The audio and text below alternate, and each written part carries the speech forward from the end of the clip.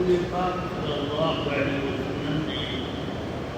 فرمایا کہ ہمیں اللہ تعالیٰ نے جو حکمیں عطا کی ہیں، اس لیے ہم سب لوگوں کو یہ دونوں چیزیں اس طرح کر بنانی چاہیے کہ اس میں گناہ بندی اور اس کے رسول پاک کی کوئی نافرمانی نہ ہو، اور جس پر اللہ نے قربانی واجب کی ہے اس شخص کو اپنی قربانی 5 سے لے کر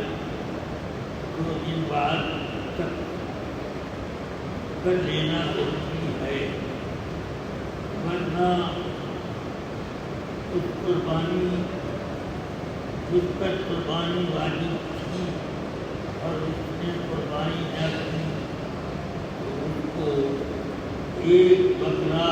یہ بھی کچھ دینا پڑے گا اپنی طرف سے۔ تو یہ نہ سمجھا جائے کہ قربانی نہ کی تو چھٹکارا ہو گیا، بلکہ جن کا قربانی واجب ہے یہ بھی یاد رکھنا چاہیے کہ ایک گھر میں اگر کئی لوگ صاحب نصاب ہیں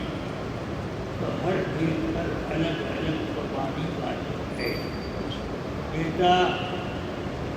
اپنے مال کا مالک ہو اور اس کی ماں بھی اپنے مال اور زیورات کی مالک ہو اور اس کا باپ بھی، تو ان تینوں کو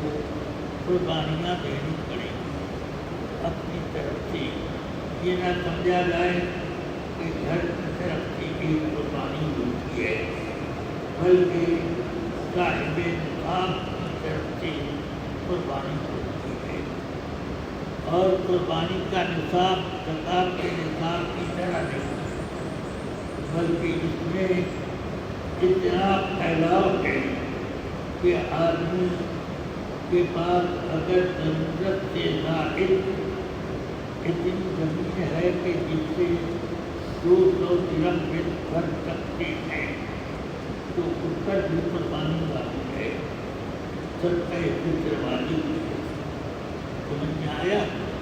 اور زکوٰۃ کے لیے نصاب تو یہ ہے کہ آدمی 52 تولہ چاندی یا 7.5 تولے سونے کا یا دونوں سے لے کر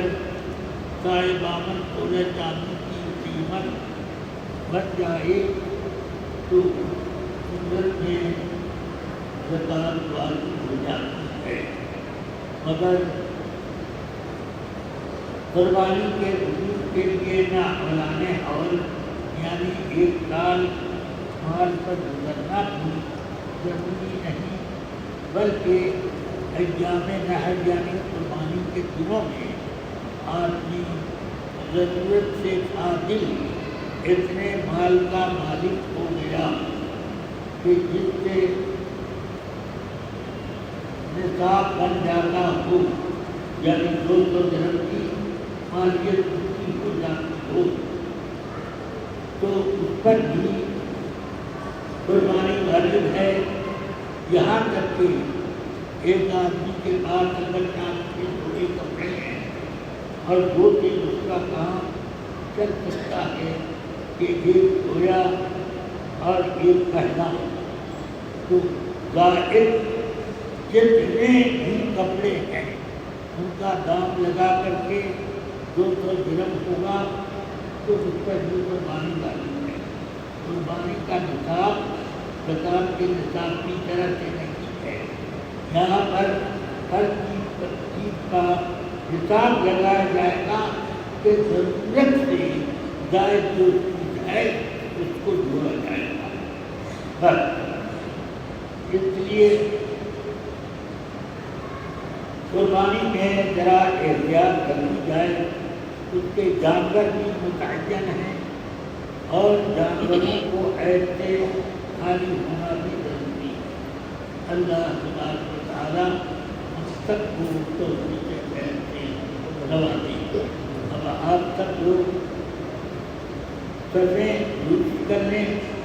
نماز شروع کی جائے۔ ترتیب بتا ہاں ترتیب نماز نماز کی طریق نہیں بتا ٹھیک ہے۔ جو لوگ عید کی نماز پڑھتے ہیں ان کو تو صرف عید کی نماز پڑھتے ہیں ان کو بتانے کی ضرورت نہیں کیونکہ وہی ایک نماز کا طریقہ معلوم ہے۔ اب باقی لوگوں کو بتا دینا چاہتا ہوں کہ جو نماز عید کی نیت کر لیں اور اس کے بعد اللہ اکبر کہیں، اس میں رکعت وغیرہ کی نیت کوئی کر سکتے ہیں، 6 تک اور 12 تک بھی زائد کی نہیں کر سکتے، بس نماز عید کی نیت کی میں نے اتنا کافی، اور اس کے بعد اللہ اکبر کہیں اور ثنا پڑھیں، یعنی سبحانک اللہم وبحمدک یہ پڑھیں۔ پھر اس کے بعد امام ہاتھ اٹھا کر تکبیر کہیں گے، چھوڑیں گے، پھر ایک ہاتھ ایک مرتبہ اور ہاتھ اٹھائیں گے، چھوڑیں گے، پھر ہاتھ اٹھائیں گے اور باندھ لیں گے۔ سمجھ میں آیا؟ جس تکبیر کے بعد کچھ پڑھنا ہے اس میں چھوڑ دیں، وہ اس میں باندھ لیں گے، اور جس تکبیر کے بعد کچھ پڑھنا نہیں تو وہ چھوڑ دیں گے۔ بس اللہ اکبر اللہ اکبر اللہ اکبر اب یہاں پڑھنا ہے۔ تو اس لیے اس طرح سے یہ پہلی رکعت کی دوسری رکعت میں قراءت ہوگی رکوع سے پہلے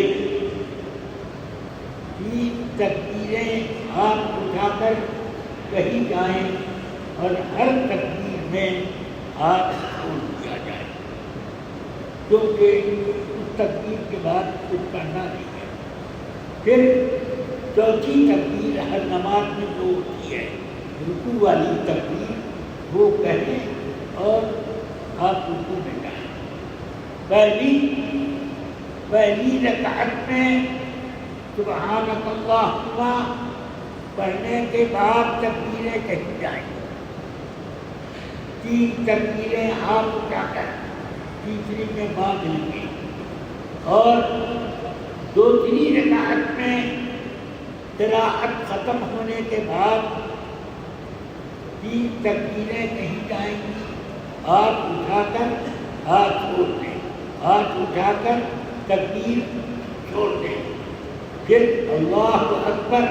چھوڑ دیں، پھر بغیر ہاتھ اٹھائے ہوئے رکوع کی تکبیر کہتے ہوئے رکوع میں چلے جائیں۔ یہ چوتھی تکبیر یہ ہر نماز میں وہی تکبیر رکوع میں ڈالے گا۔ بس اس کے بعد نماز کے بعد خطبہ ہوگا، خطبے کے بعد دعا ہوگی، ان سب میں بھی شریک ہوں۔ اس کے بعد جب دعا ہو جائے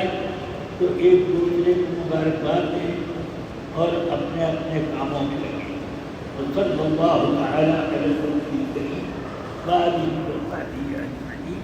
برحمتک یا